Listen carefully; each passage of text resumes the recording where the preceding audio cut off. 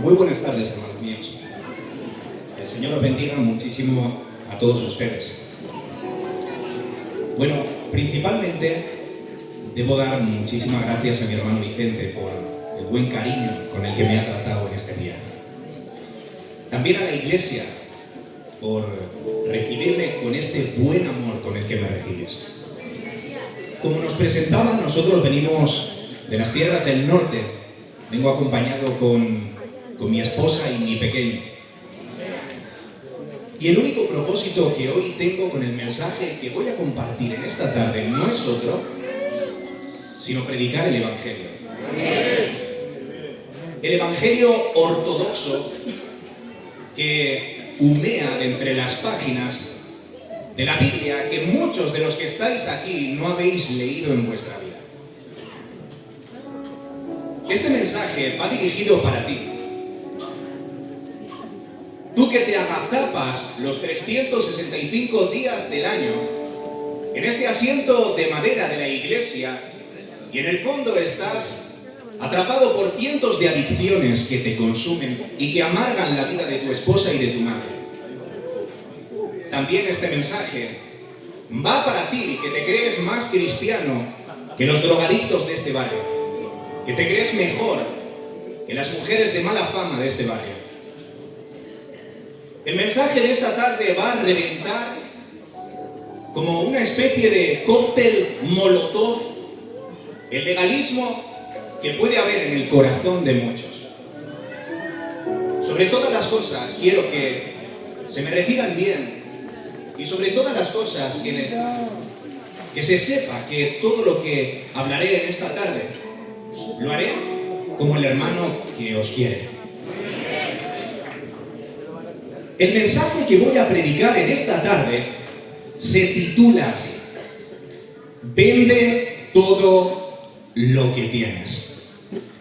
Y para ello me gustaría comenzar mencionando las palabras de un famoso ateo explicando lo que él piensa acerca del Evangelio.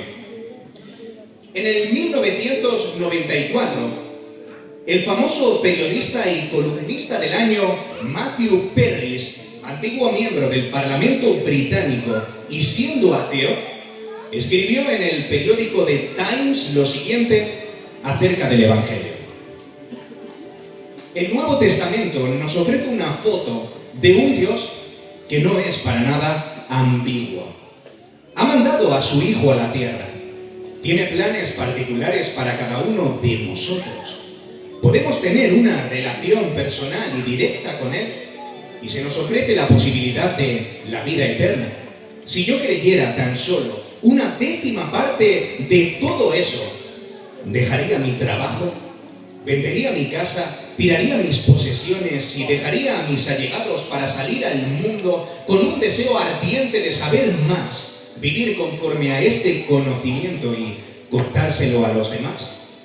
Me desconcierta y no logro entender cómo cualquier persona que crea que lo que la Biblia dice es verdad pueda elegir vivir cada día de otra manera. Si ahora te pregunto qué es lo que significa ser cristiano, ¿cuál sería tu respuesta? Muy posiblemente me llueva un aluvión de respuestas de este tipo. Bueno, ser cristiano es leer las escrituras, portarte bien, asistir al culto, pero una cosa, ¿y si te digo que todo eso es falso? Eso no es lo que significa ser cristiano. Pero muchos de los presentes pensáis que el cristianismo se basa en la suma total de vuestros méritos morales o de vuestras buenas obras y que gracias a eso seréis salvos en el día de vuestra muerte. Esa es la razón por la que no me hace falta ser profeta para saber de sobra que muchos de los jóvenes que estáis sentados en ese banco os sentís frustrados y os sentís culpables contra vosotros mismos porque no lográis superar la tentación que tú ya sabes, porque no logras deshacerte de esa página web prohibida que te domina cuando te encuentras solo en casa, o tú mismo que te sientes culpable y hoy mismamente no has querido venir a la iglesia porque te sientes el peor de los pecadores. Os sentís culpables, pero en realidad ocurre como los fariseos. O sea, en ningún momento os sentís culpables por el simple hecho de saber que habéis profanado la santidad de Dios o por saber que habéis deshonrado a vuestro Padre. Sencillamente lo hacéis porque pensáis que con vuestra justicia personal contribuís a vuestra autopercepción moral. Es decir, a lo buenos que os sentís cuando os miráis en el espejo. Pero ¿sabes una cosa? Si tu concepto de ser cristiano se reduce a un montón de cosas que puedes hacer por Dios, una de dos. O no eres cristiano o no has entendido lo que significa ser. Y para ello vamos a adentrarnos en las profundidades de una de las historias más dramáticas de la Escritura. De hecho, esta historia no tiene un final feliz. Es una de las historias más trágicas de la Escritura. Vamos a ir a Marcos capítulo 10, de los versículos 17 al 22. Al salir Jesús para seguir su camino, vino uno corriendo e hincando la rodilla delante de él, le preguntó: Maestro bueno, ¿qué haré para heredar la vida eterna? Jesús le dijo: ¿por qué me llamas bueno? Ninguno hay bueno, sino solo uno, Dios. Los mandamientos sabes: no adulteres, no mates, no hurtes, no digas falso testimonio, no defraudes, honra a tu padre y a tu madre. Él entonces respondiendo le dijo: Maestro, todo esto he guardado desde mi juventud. Entonces Jesús, mirándole, le amó y le dijo: una cosa te falta, anda, vende todo lo que tienes y dalo a los pobres, y tendrás tesoro en el cielo. Y después ven y sígueme tomando tu cruz. Pero él, afligido, se fue triste porque tenía muchas posesiones. Si ahora podríamos hacer una votación de la opinión que la mayoría de entre ustedes podría tener sobre la respuesta de este joven, muy posiblemente os sintierais divididos. Muy posiblemente muchos de entre ustedes penséis que este joven es la mayor vergüenza de entre todos los personajes de la Biblia. O muy probablemente otros penséis que no es tan grave porque os sentís culpables al haber actuado de una forma parecida. Muchos de nosotros, a lo largo de nuestra vida cristiana, nos hemos sentido superiores al joven rico, ¿no es verdad? Pero escucha bien. ¿Y si te dijera que puedo ver un poco del joven rico en cada uno de vosotros? ¿Y si puedo deciros que puedo ver un poco del joven rico en mí mismo al mirarme en el reflejo de esta historia? Porque ¿sabes una cosa? El joven rico no es más que el retrato de lo que potencialmente todos somos o fuimos alguna vez. Según la Escritura, nosotros vemos cómo Jesús estaba en Perea, al este del Jordán, momentos antes de enfrentar la cruz. Y según la historia, vemos cómo repentinamente aparece un joven y se arrodilla ante sus pies. ¿Y cuál es la razón por la que sabemos que este joven era rico? Porque como hemos leído en el Evangelio en Marcos, este joven tenía muchos bienes, y también como leemos en el Evangelio paralelo en Lucas, vemos cómo la Escritura nos cuenta que este joven era un principal. Y esto quiere decir que este joven, amigos y hermanos, pertenecía a una de las élites más top de la nación de entonces. Y un detalle a tener en cuenta es que independientemente a que fuera rico, no dudó en correr hacia Jesús cuando estaba muy mal visto y no dudó en arrodillarse ante sus pies cuando eso iba completamente en contra de la ética de los ricachones del momento. Y de repente, hermanos, vemos cómo este joven empieza haciendo una pregunta que no empieza con muy buen pie. Y vemos cómo le dice a Jesús, ¿qué debo hacer para alcanzar la vida eterna? Vamos a ver. La respuesta es evidente, sí o no. Jesús perfectamente podía haberle contestado que la razón de la salvación no se encuentra en otra cosa, sino en Él mismo. Sin embargo, ¿qué fue lo que le dijo Jesús? Obedece los mandamientos. ¿Sabes lo que quería hacerle ver Jesús aquí? Jesús quería llevarle a darse cuenta de la noción equivocada que este joven tenía acerca de sí mismo. Y entonces nosotros vemos la respuesta de este joven y cómo ya empezaba completamente equivocada. Entonces el joven contesta, sí, maestro, yo los cumplo absolutamente todos desde mi juventud. Vamos a ver, no sé si este joven sufrió un delirio de religiosidad impresionante, pero todos sabemos que esto es falso. Si nosotros vamos a Romanos 3:20, vemos cómo el apóstol Pablo nos enseña que por las obras de la ley ningún ser humano será justificado delante de Dios, porque por medio de la ley es el conocimiento del pecado. ¿Sabe lo que estaba haciendo Jesús con esto? Le estaba llevando a los mandamientos, le estaba llevando a la ley de Dios.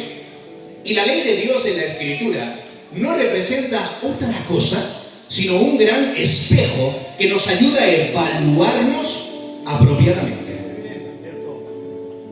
Nadie está a salvo frente al espejo de la ley de Dios. Dicho de una forma simple, la ley de Dios revela lo feo que eres espiritualmente hablando. La ley de Dios nos baja los humos a cualquiera. La ley de Dios nos desprende de la religiosidad de la que muchos de nosotros hemos estado sumidos durante muchos años. Ahora, ¿sabes por qué razón Jesús llevó a este joven a la ley?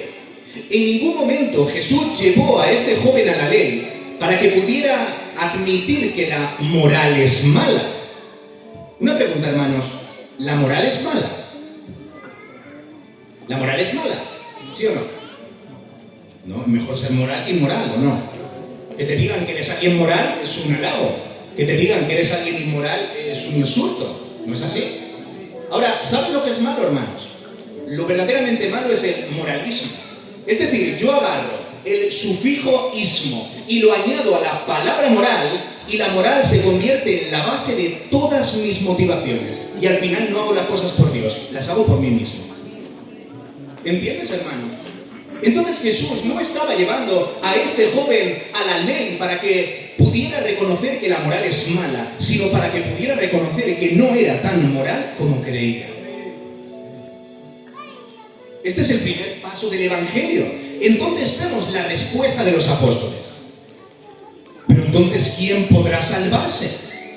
Y vemos en Marcos 10:26 cómo Jesús contesta. Ellos se asombraron aún más diciendo entre sí, ¿quién podrá salvarse? Entonces Jesús, mirándoles, les dijo, para los hombres es imposible. Para los hombres es imposible, pero no para Dios, porque todas las cosas son posibles para Dios. Hermano mío, ¿no te estás dando cuenta que Jesús está contestando a la pregunta del principio? El joven comienza preguntando, maestro bueno, ¿qué debo hacer para alcanzar la vida eterna? Y solo es necesario acudir a Marcos 10:26 para encontrar la respuesta de cómo Jesús nos dice que no existe nada que puedas hacer para salvarte. Y aquí empieza el Evangelio. Ninguna de las personas que hoy estamos sentadas aquí podremos ser salvos por una serie de rituales que componen nuestra ceremonia cristiana. Absolutamente todos los seres humanos que estamos aquí, si no hemos nacido de nuevo, si no somos cristianos, si no hemos tenido un encuentro radical y abrumador con el Espíritu Santo, lo siento mucho, pero vamos a ir al infierno. Y esa es la pura realidad del Evangelio. Sé que no es bonito y que esto atenta contra el típico mensaje motivacional que hoy está tan de moda. Esto precisamente, hermano, es lo que hace diferente al Evangelio de entre el resto de religiones que encontramos en el mundo. Y siempre lo ilustro de la misma forma. Mirad, imaginaos, Dios no quiera y que sea dentro de muchos años, que morimos. Y ahí estamos en la antesala del cielo. Y de repente vemos como hay un sillón enorme y allí sentados a un musulmán, a un judío y a un cristiano. De repente entra a escena un ángel supervisor a tomar nota y se dirige al musulmán. Hola, muy buenos días, querido amigo musulmán. Me alegro muchísimo de verte aquí en el cielo, pero antes de dejarte entrar, deberías de responder una pregunta. ¿Por qué razón debería hacerlo? Entonces el musulmán, con cara de orgulloso y pecho de paloma, no duda en ponerse en pie de un salto y mirando con desprecio al judío y al cristiano, responde así: yo soy el más indicado y digno para entrar al cielo. Obedecí a mi imán durante toda la vida. Fui honrado con mis padres y les obedecí hasta el lecho de su muerte. A menudo me enfrasqué en organizaciones humanitarias en mi barrio. Acudí a la mezquita, leí el Corán y soy un buen musulmán. Nadie sino yo merece tanto estar en el cielo. Entonces el ángel apunta su nombre en la carpeta y ahora se dirige hacia el judío.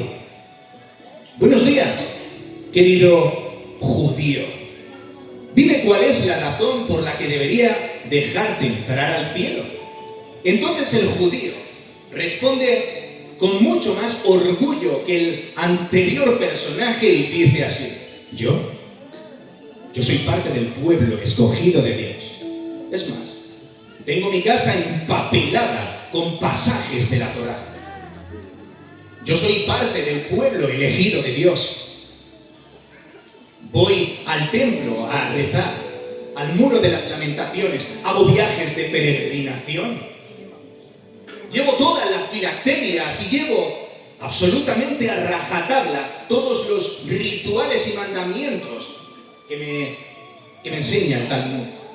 Nadie sino yo merece entrar al cielo. Entonces el ángel añade su nombre en la carpeta y dice: está bien. Y ahora se dirige hacia el cristiano.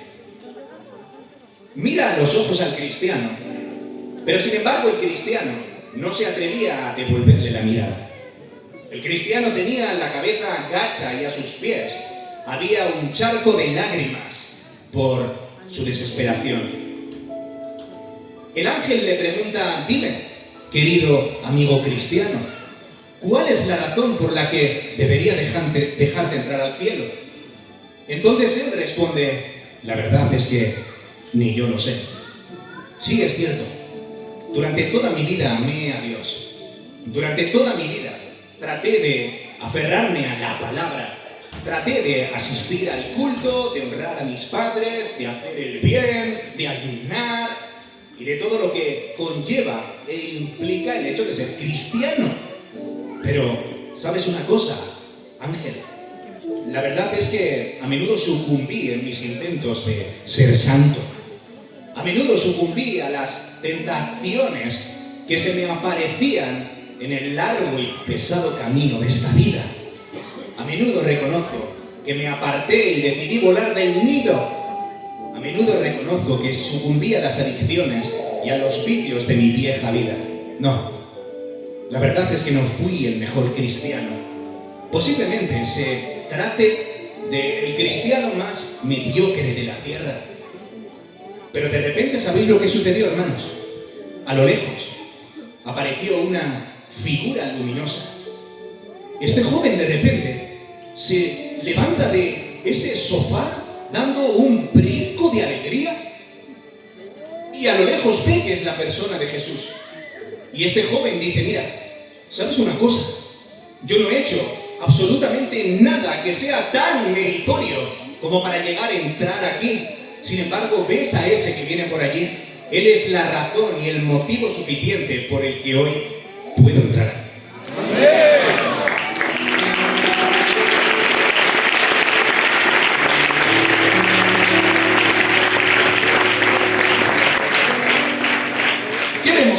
Fijaros en Romanos 1:16. Porque no me avergüenzo del Evangelio, porque es, ¿qué? Poder de Dios, ¿pero para qué? ¿Para qué? ¿Para hacer el remolino? ¿Para poner dientes de oro? ¿Para qué es? Aparte de también para todas esas cosas, según el texto de Romanos, el Evangelio es poder de Dios para salvar a todos los que creen. ¿Alguien de entre ustedes podría responder a esta pregunta? ¿Qué es el Evangelio? ¿Qué significa la palabra Evangelio? Buena noticia. La palabra Evangelio, hermano, viene del griego euangelio. ¿Y saben lo que esto quiere decir? Eu significa bueno y angelión significa noticia.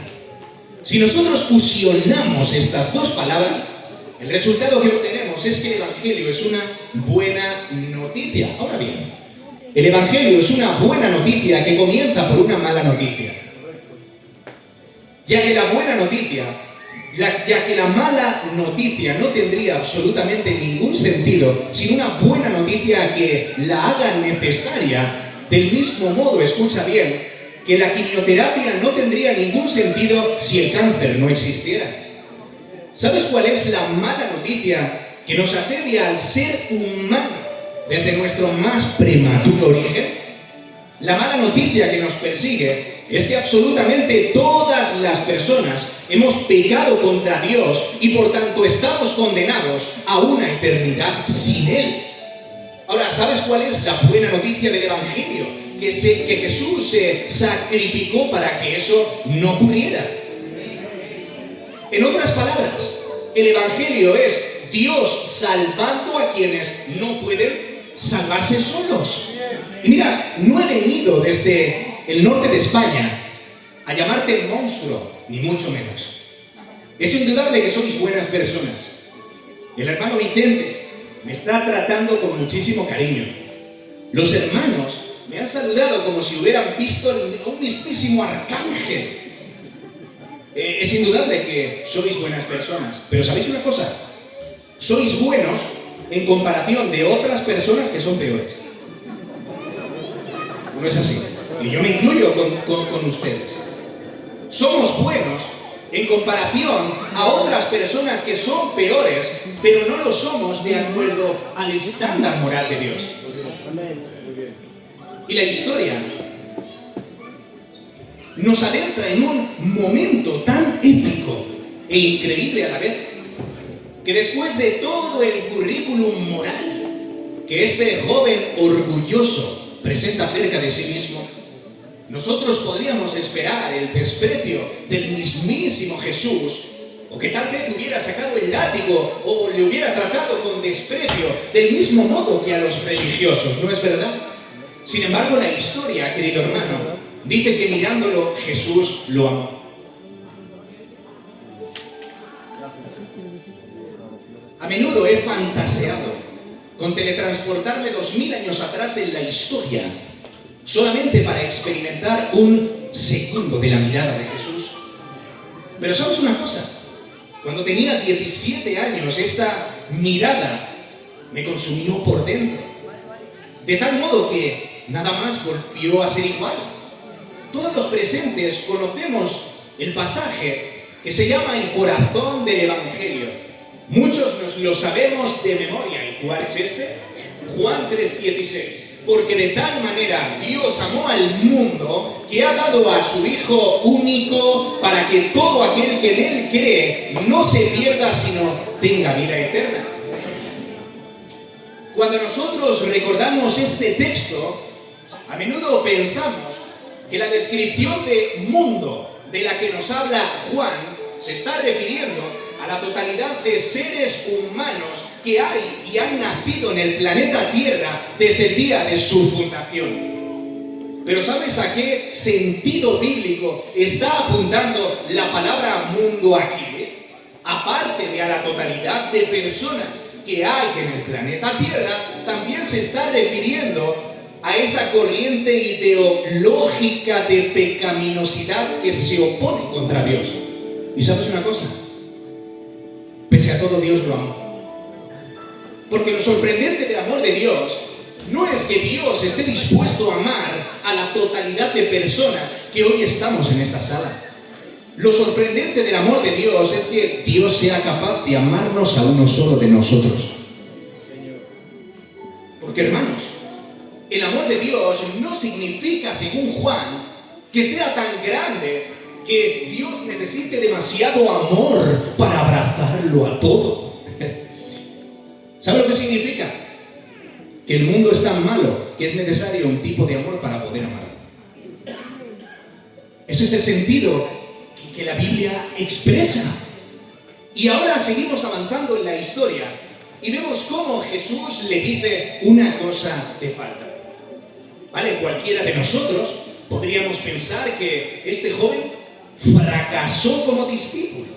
De hecho, en muchos círculos teológicos se ha considerado a este muchacho como el casi discípulo, ¿no? El casi cristiano. Pero no subestimes la demanda que Jesús le hace. Escucha bien, porque aunque solo fuese una, esto significaba todo para el joven. Y vemos la propuesta: anda, vende todo lo que tienes y dalo a los pobres, y tendrás tesoro en el cielo, y ven y sígueme tomando tu cruz. ¿Sabes una cosa? Jesús no está haciendo énfasis en el dinero. Jesús está haciendo énfasis en el ídolo que ese joven había hecho de él. ¿Sabes lo que Jesús le estaba diciendo al joven?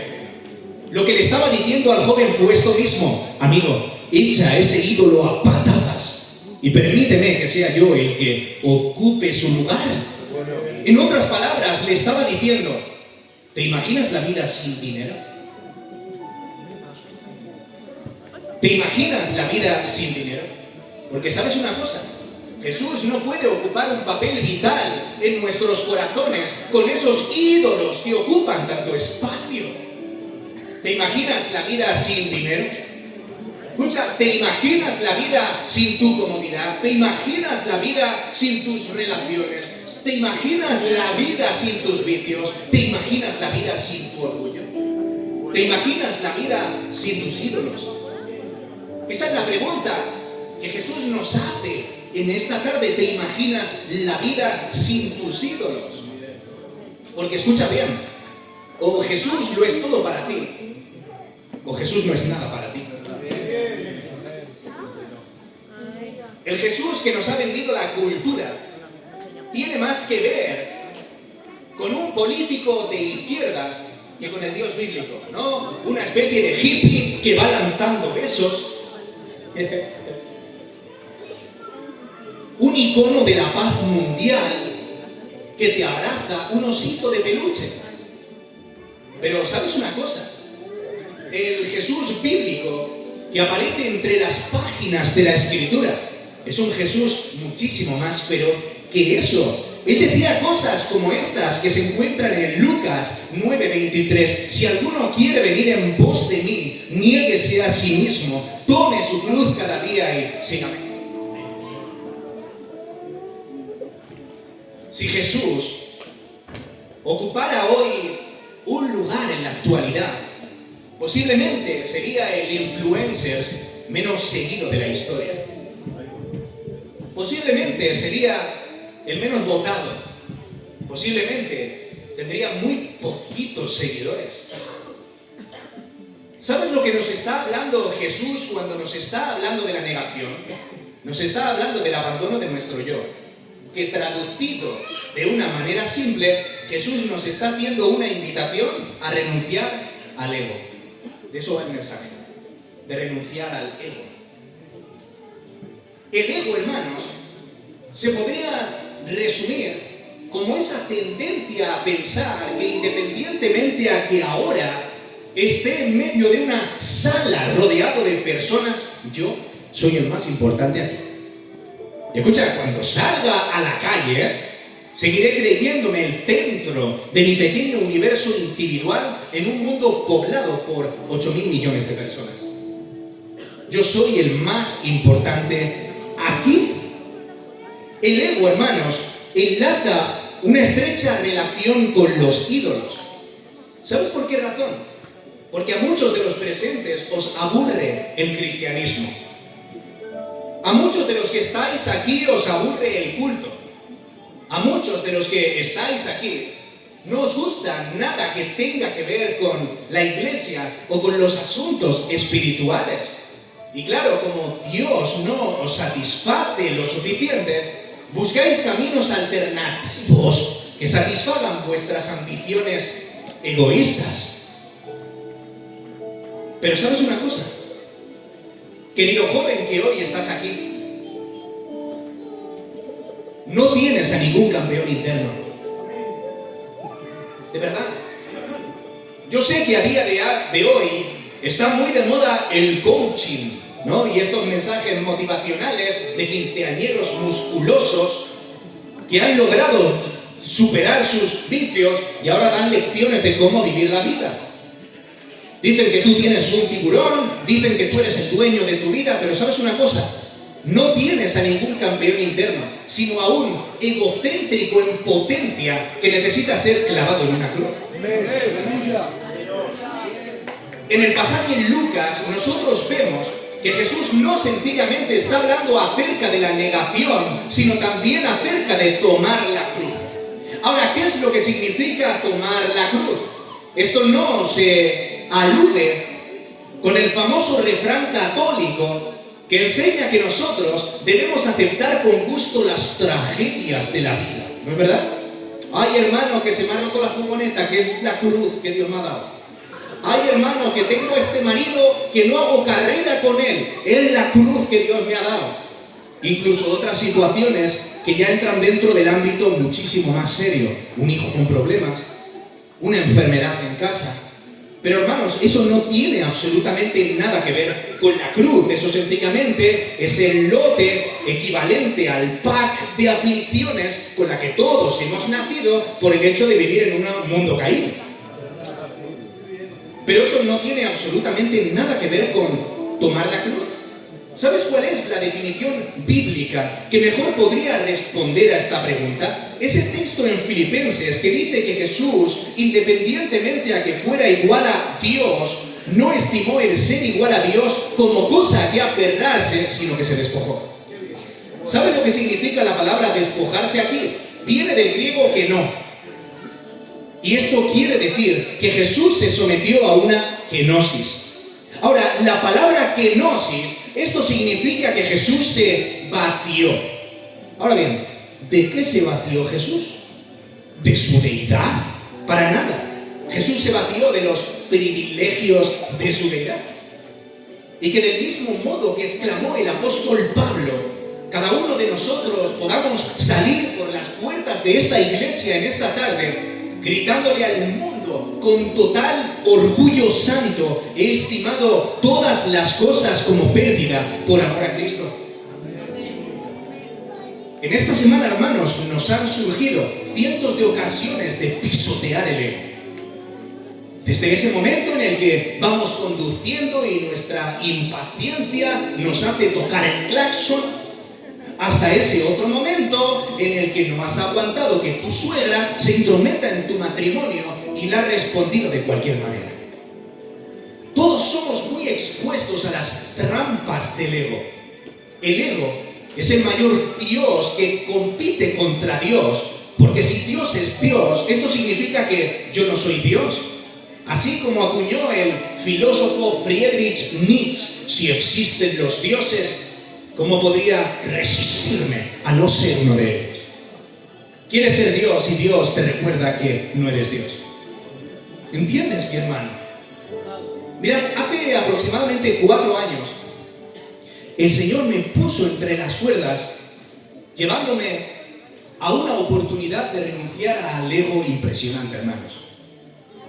Como antes os contaba, yo no vengo de ningún hogar cristiano. Mi papá tenía serios problemas con la mala vida y mi mamá huyó de él porque lamentablemente le hacía la vida en cruz.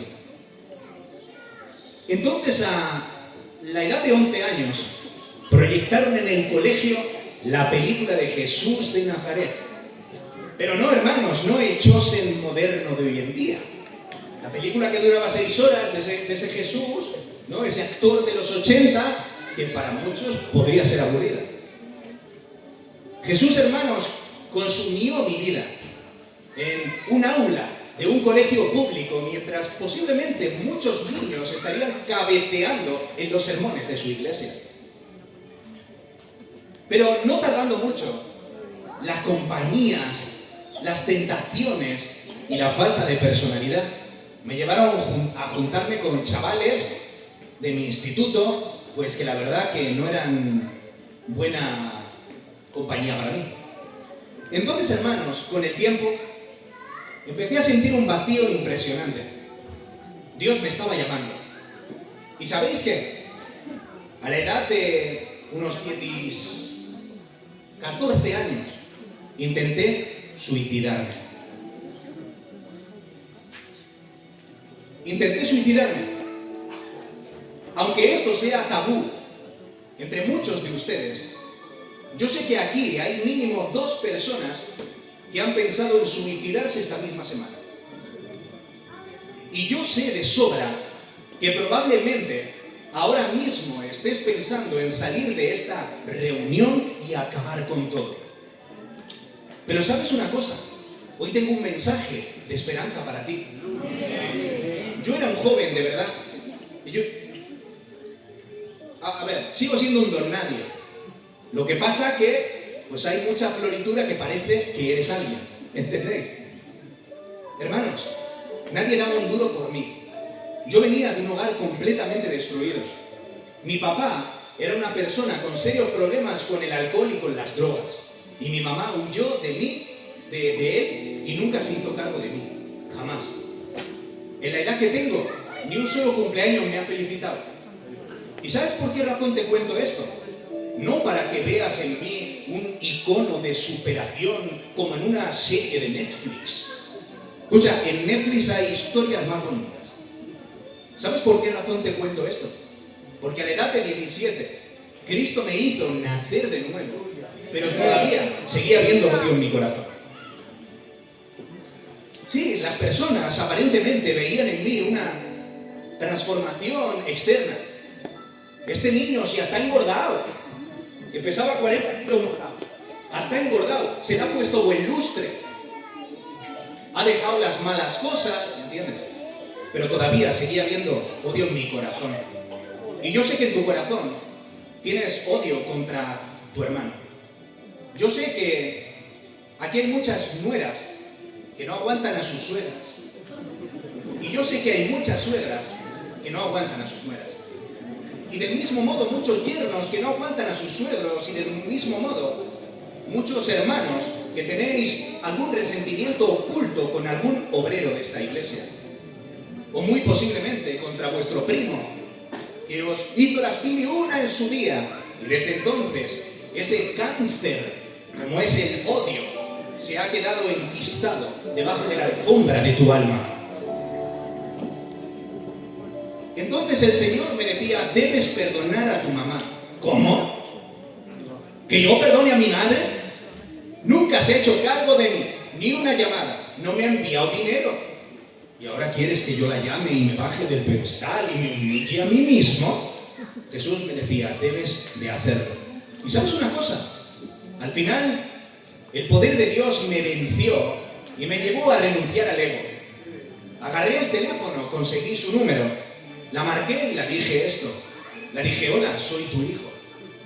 Y quiero que sepas que te perdono. Y no solo eso, porque hay muchos de nosotros que fingimos o simulamos un falso perdón que es irreal completamente. Solo es un medio sutil para no devorarnos los unos a los otros. ¿Entendéis? Tú por tu camino y yo por el mío. Ese es el perdón del mundo. Ese es el perdón de cristal que nos vende el siglo XXI. Pero ¿sabes una cosa? Tuve que decirle: mira, y no solamente te perdono, sino que también te deseo el bien. Es más, deseo que duermas por las noches sintiéndote feliz, al ser consciente de que tienes un hijo a kilómetros de distancia que no te odia. En ese momento ella empezó a llorar y a llorar. Y en ese instante yo sentí uno de los milagros en mi vida, a lo largo de mi experiencia cristiana, que nunca voy a borrar de mi memoria. Y es que en ese momento el cáncer del rencor fue sacado de mi alma.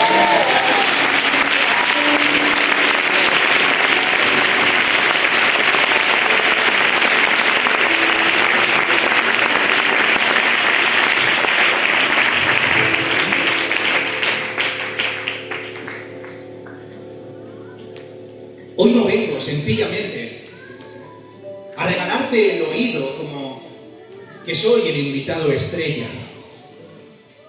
En vuestra misión tenéis predicadores muchísimo mejores que yo.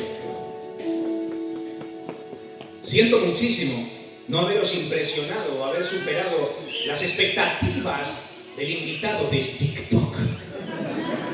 Pero ¿sabes una cosa, querido hermano, querido amigo? El único propósito que arde en mi corazón en esta tarde es que al salir por las puertas de esta iglesia, empuñes la espada de la palabra de Dios con la valentía de los cristianos primitivos, te aferres al cristianismo radical que la Biblia no entiende de otro cristianismo diferente, un cristianismo diluido o descafeinado. No. Empuña tu teléfono con valentía. Y te invito, hermano mío, y te imploro en el nombre de Jesús que marques el número de teléfono de esa persona a la que tienes tanto odio. ¿Es fácil? No, hermano mío. Es muy complicado, pero de eso se trata, negarte a ti mismo. De eso se trata, morir en una cruz. ¿De qué me vale, hermano, estar aquí todo el año pegando voces si después no doy la talla en los asuntos importantes? No existe nada tan determinante como que un cristiano se disponga a extender perdón a la persona que guarda rencor. Y llegamos al final de la historia. Un final muy dramático, un final muy triste. Y es cuando este joven, afligido por esta palabra, se fue triste porque tenía muchas posesiones. ¿Sabes una cosa, hermano mío? El error que cometió este joven no es sencillamente que se aferrara a su fortuna, sino que la consideró más valiosa que a Jesús. Este joven miró a su fortuna, miró a Jesús, miró a su fortuna, miró a Jesús de nuevo y se fue con su fortuna. Hermanos, y el que antes era el maestro bueno, el popular rabino que hacía que las masas se agolparan para oírlo, digno de que un hombre rico se postrara ante sus pies, famoso por sus sanaciones increíbles, ahora daba más la impresión de un idealista, un fanático que exige mucho, alguien que ha llevado su teología demasiado lejos. Y muy posiblemente, joven que me escuchas, te encuentras suspendido entre dos puertas.